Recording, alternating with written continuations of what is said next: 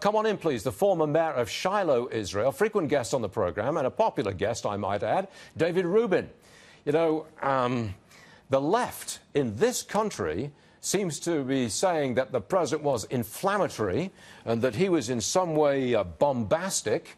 You were watching the speech. What did you think of it?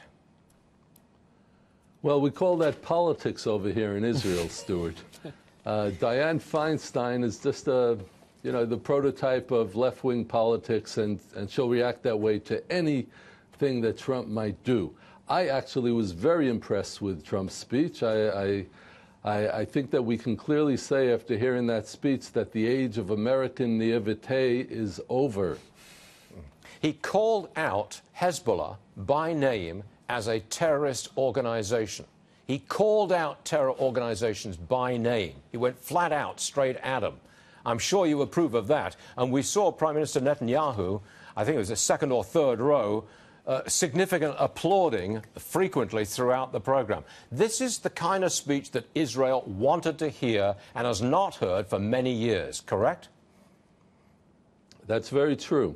Now, people need to understand that all of the talk about North Korea is directly related to Iran. Iran and North Korea, they're soul buddies, and they're working together to aid each other's nuclear programs. The Iranians are providing the technical know-how, and the North Koreans are getting ready to strike. And believe me, what is happening with North Korea right now is just a rehearsal for what is going to be happening with Iran. Because the only solution here, Stuart, is a military solution. I'm sorry, people don't say that. They'll talk about sanctions. And yes, I think President Trump has to decertify the Iran deal. But the next step, of course, would be more sanctions. But sanctions are not going to stop North Korea and Iran.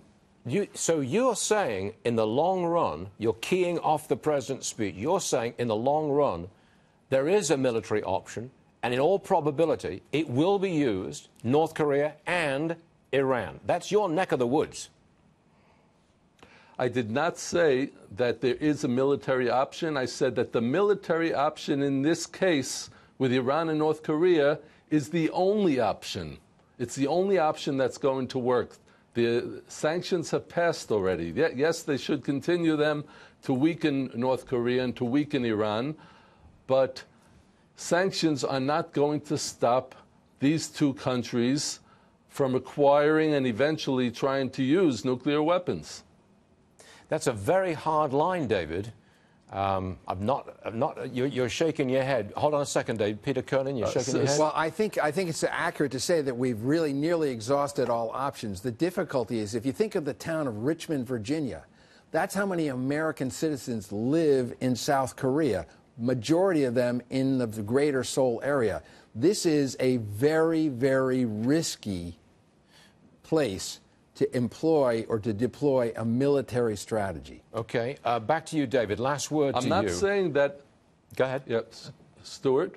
I'm not saying that it is not a risky strategy.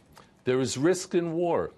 It's unfortunate, it's sad, but there is risk in war. I would much rather take that risk over there in South Korea and take that risk in Iran than to have that risk applied to Israeli citizens and to American citizens. At some point, we have to make a choice. We understand. And, David, we appreciate you being on the show this morning on a very important day. Much obliged to you, sir. Thank you. Thank you, Stuart.